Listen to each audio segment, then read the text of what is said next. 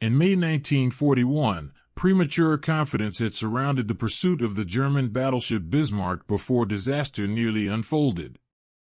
In December 1941, the sudden collapse of British power in Malaya and the fall of Singapore had come despite months of reassuring assumptions. These memories were recent and sharp. As intelligence summaries moved upward through naval and political channels, the tone remained restrained. No carrier names were yet confirmed. Casualty figures were uncertain. The outcome, while promising, was not yet fixed in official language. At the center of Britain's wartime government, Prime Minister Winston Churchill was briefed as information accumulated. Churchill was already familiar with the broader situation in the Pacific. He had approved with reluctance the prioritization of the European theater under the Allied Germany First strategy, fully aware that British possessions in Asia would remain exposed. The rapid Japanese advance since December had stripped Britain of Singapore, Hong Kong, and much of its Far Eastern prestige. What the reports from Midway suggested was not the restoration of British power, but the first credible halt to Japanese momentum. Churchill's reaction, recorded later in his wartime papers, reflected discipline rather than emotion. He did not treat the reports as a decisive turning point. He did not instruct public celebration or issue dramatic statements. Instead, he asked what had been confirmed, what remained unverified, and what the loss of Japanese carriers might mean for future operations. His focus was strategic balance. Britain in mid-1942 was still under strain from U-boat attacks in the Atlantic, engaged in hard fighting in North Africa, and bracing for further German pressure in Europe. No single battle, however important, could be allowed to distort that reality. How would you lead when victory elsewhere doesn't ease your own burdens? Alongside Churchill, the chief of the Imperial General Staff, General Alan Brooke, approached the news with similar reserve. Brooke's private writings reveal a mind shaped by caution and calculation rather than enthusiasm. He understood that naval power in the Pacific depended not only on ships lost but on industrial replacement, trained air crews, and logistics across vast distances. Even if the Japanese carrier force had suffered heavily, Japan remained capable of prolonged resistance. Brooke saw Midway not as a conclusion but as a data point in a war that still demanded endurance. Within the Admiralty, First Sea Lord Dudley Pound reviewed the reports with professional focus. Pound had overseen Britain's naval struggles since the outbreak of war, including convoy losses that continued to mount in the Atlantic. His concern was how American naval strength might now be applied and whether the United States Navy would be better positioned to contain Japan without drawing resources away from the Atlantic lifeline Britain depended upon. The destruction of Japanese carriers suggested opportunity but also raised questions about Allied coordination and future priorities. Across London, the news remained tightly controlled. There was no immediate announcement to the British public. Newspapers carried no headlines declaring victory in the Pacific. The government understood the danger of inflating expectations when the war's burdens were far from lifted. British civilians were still enduring rationing, air raid precautions, and the absence of family members serving across the globe. Leadership language reflected that reality. Victory, if it came, would be acknowledged only when its meaning was fully understood. Silence was not indifference. It was discipline. What British leaders recognized in those first hours was not triumph, but shift. For the first time since Pearl Harbor, Japan appeared to have suffered a major operational defeat inflicted at sea by American carrier forces. The psychological effect of that realization was significant, even if unspoken. It suggested that Japan was not invulnerable, that its offensive reach had limits, and that the United States was learning rapidly how to fight a modern naval war. Yet, discipline demanded silence until facts replaced hope. As the day moved on, and additional confirmations arrived, the language inside Britain's command structure remained measured. Words like possibly decisive were avoided. Instead, assessments focused on serious Japanese losses and potential strategic consequences. The High Command had learned that wars were not won by moments, but by sustained pressure and endurance. Midway, if confirmed, was a beginning, not an end. By evening, British leaders understood they were witnessing the opening of a new phase in the Pacific War, one that would unfold slowly and at great cost. The restraint shown that day reflected not indifference but respect for uncertainty. Britain had seen too many early victories fade into long struggles. The lesson of Midway still forming in the minds of those in London was that even good news carried responsibility. When does restraint become wisdom? Inside the British War Offices, confirmation arrived not as a single dramatic report but as a sequence of corroborated signals. Naval intelligence summaries now stated with confidence that 4 Japanese fleet carriers, Akagi, Kaga, Soryu, and Hiryu, had been destroyed or rendered inoperable by American carrier aircraft near Midway Island. The scale of the loss was without precedent in Japanese naval history. Yet the reaction among Britain's senior leadership remained deliberately contained, shaped by experience rather than excitement. At the Admiralty, assessments were revised line by line. The loss of 4 fleet carriers meant the effective destruction of Japan's core offensive naval air arm. British planners understood the significance immediately. Carriers were not interchangeable assets. They required trained air crews, skilled deck officers, maintenance personnel, and a supporting industrial system that could not be replaced quickly. The Japanese Navy, unlike Britain or the United States, lacked the industrial depth to absorb such losses easily. Still, the official language avoided the word decisive. Instead, memoranda referred to a serious alteration in the balance of naval power in the Pacific. Winston Churchill was briefed repeatedly as clearer intelligence emerged. His response reflected admiration without indulgence. He recognized that the United States Navy had achieved something Britain itself could not have attempted in 1942. British carriers were too few, British commitments too stretched.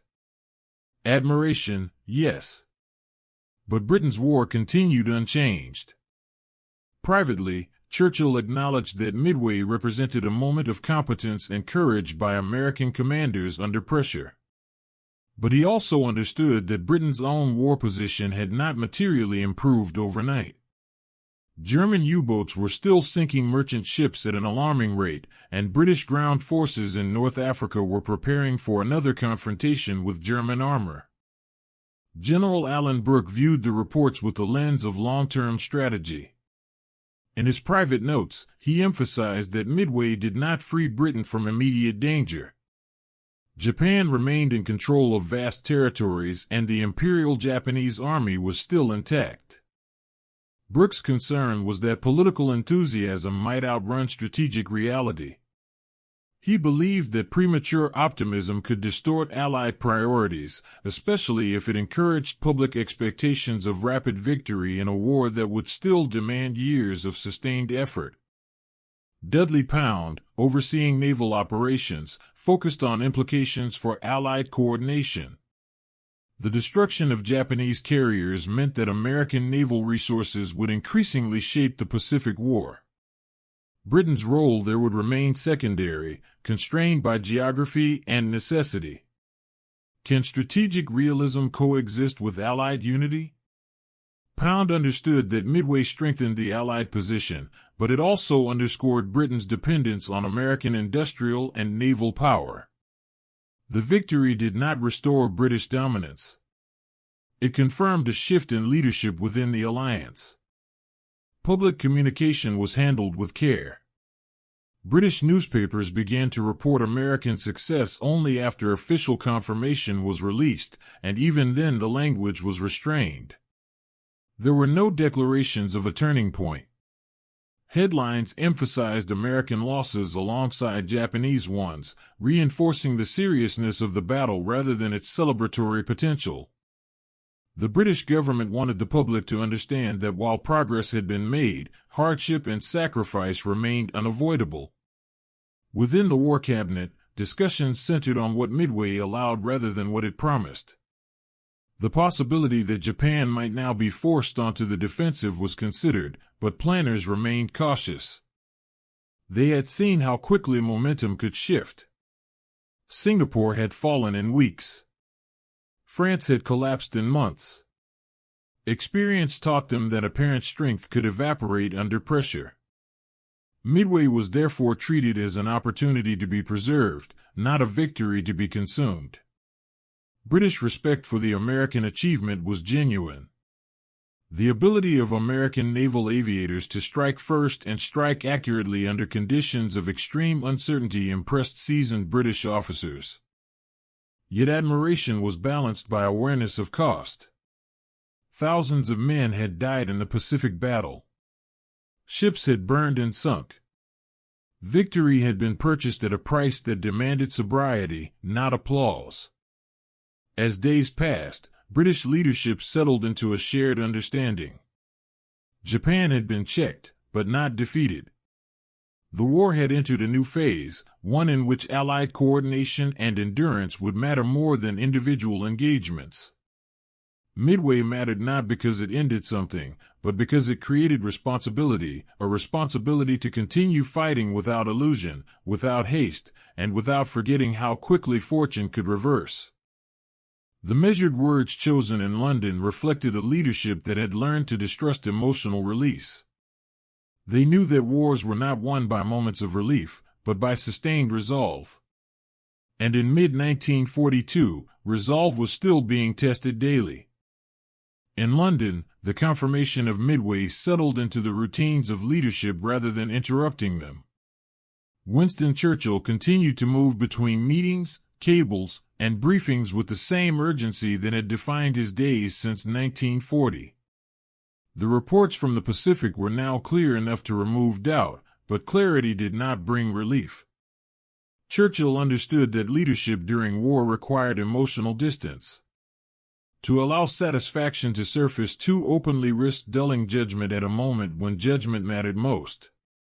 Churchill had lived through earlier naval reversals and recoveries. As First Lord of the Admiralty during the First World War, he had seen how sea power could be squandered through miscalculation. In the present war, he had watched the Royal Navy absorb losses that could not be replaced quickly. The sinking of capital ships, the strain of convoy protection, and the constant pressure of German submarines framed his understanding of Midway. He recognized that the American victory removed a dangerous imbalance in the Pacific, but he also recognized that Britain's own position remained exposed. General Alan Brooke shared that perspective, though his focus was firmly on land and air commitments that consumed British resources daily. He assessed Midway not as a morale boost, but as a strategic adjustment that might over time ease pressure on the Allied system as a whole. Brooke was acutely aware that British ground forces were preparing for renewed fighting in North Africa, where outcomes would be decided not by news from the Pacific, but by supply, coordination, and endurance under fire. His sense of responsibility prevented him from allowing one theater's success to distract from another's danger. Can discipline overcome the human need for hope? Churchill and Brooke were united by an understanding that victory in war was cumulative. Midway was important because it prevented further Japanese expansion, not because it reversed earlier losses. British territory in Asia remained occupied. British prisoners of war were still held in large numbers. None of that had changed. For the men responsible for national survival, perspective was not optional. It was essential. Within the War Cabinet, discussion reflected this discipline. Midway was acknowledged as a major American achievement that demonstrated learning under pressure and effective use of intelligence, but it was not framed as a signal that Britain could relax. German forces remained entrenched across Europe. Air raids on British cities, though less intense than during the Blitz, still posed a threat. Food supplies depended on the Atlantic convoys, which were still under attack. Leadership could not afford distraction. Churchill's public statements during this period reflected careful restraint. He praised Allied cooperation and acknowledged American success without elevating it beyond its context. His language was deliberate. He avoided promises. He avoided timelines. He spoke instead of continued effort and shared burden. This was not accidental. Churchill understood how words shaped expectation, and expectation shaped morale. False optimism, he believed, could be as dangerous as despair. Alan Brooke's private reflections reveal a similar emotional discipline. He admired the professionalism shown by American naval commanders and air crews. But he also warned against interpreting Midway as a shortcut to victory. His concern was that political leaders might feel pressure to accelerate plans prematurely. Brooke believed that wars were lost when leaders mistook opportunity for certainty. The memory of 1940, when Britain stood alone and vulnerable, remained vivid. That memory informed every assessment he made. The weight of perspective carried a human cost. Neither Churchill nor Brooke allowed themselves the comfort of celebration because they were responsible for men still in danger. British soldiers were still facing German forces across multiple fronts. Sailors were still dying in the Atlantic. Airmen were still flying missions that carried high risk and uncertain reward. Leadership meant absorbing good news without letting it dull awareness of ongoing sacrifice. Midway altered calculations, but it did not lighten responsibility. British leaders understood that the Pacific War would now evolve into a long struggle of attrition, one in which American industrial power would increasingly dominate. Britain's role would be supportive, selective, and constrained by necessity. This was not a loss of status. It was a recognition of reality. Survival required cooperation, not pride. Cooperation demanded humility. As days passed, Midway became part of a larger pattern rather than a singular moment. It joined earlier battles and future plans in the ongoing effort to stabilize a world at war. Churchill and Brooke carried that understanding forward, knowing that leadership was not about reacting to events, but about maintaining clarity while events unfolded. The victory at Midway mattered, but in London its meaning was measured not by emotion, but by responsibility. And responsibility in 1942 still weighed heavily. Within Britain's planning staff, the Battle of Midway began to reshape assumptions rather than emotions. Naval assessments were revised to account for a Pacific War no longer dominated by uninterrupted Japanese initiative. This change did not generate celebration. It generated work. What does strategic discipline cost those who practice it? Analysts examined what Japan could no longer do easily and what it might still attempt under pressure. The destruction of 4 fleet carriers limited Japanese offensive reach. But it did not remove Japan's ability to defend its perimeter or inflict damage where opportunities remained. At the Admiralty, planners concluded that Japanese naval aviation had suffered a loss that could not be quickly repaired. Trained pilots had been killed alongside ships, and carrier operations required a level of experience that took years to rebuild. British officers understood this well. The Royal Navy had spent decades learning hard lessons about carrier warfare. The Japanese Navy's sudden depletion of its most experienced carrier air crews signaled a structural weakness that time alone might not fix. Yet planners also recognized that Japan retained land-based air power, submarines, and surface forces capable of prolonging the war. For British leadership, the key strategic consequence of Midway was containment. Before June 1942, Japanese expansion had appeared almost unchecked. After Midway, British planners judged that further large-scale Japanese offensives were less likely in the short term. This assessment carried practical implications. It suggested that Australia and India faced reduced immediate threat, allowing Britain and the United States to coordinate resources with greater confidence. But reduced threat did not mean safety. Defensive preparations continued without pause. Winston Churchill received updated strategic summaries that emphasized caution. He understood that Midway created space, not certainty. British forces in the Indian Ocean remained alert, mindful that Japanese surface units could still raid vulnerable areas. The fall of Singapore had taught Britain the cost of assuming distance equaled security. That lesson remained active in every discussion. General Alan Brooke's focus remained fixed on balance.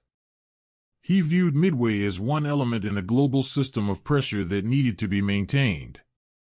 He warned that shifting too much attention or material toward the Pacific could weaken Britain's ability to hold in the Mediterranean and prepare for future operations in Europe. For Brooke, strategy was about proportion. Every gain had to be defended by discipline elsewhere. Dudley Pound's naval assessments reflected similar thinking.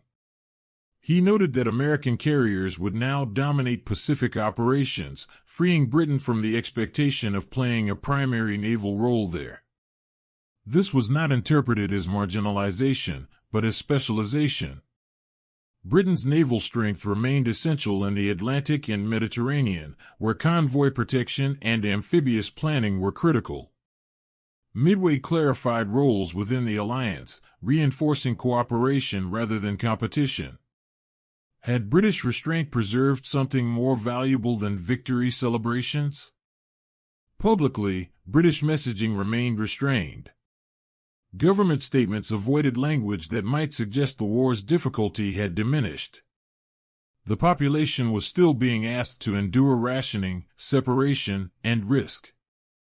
Leaders understood that credibility depended on consistency. Overstating success would undermine trust when future setbacks inevitably occurred.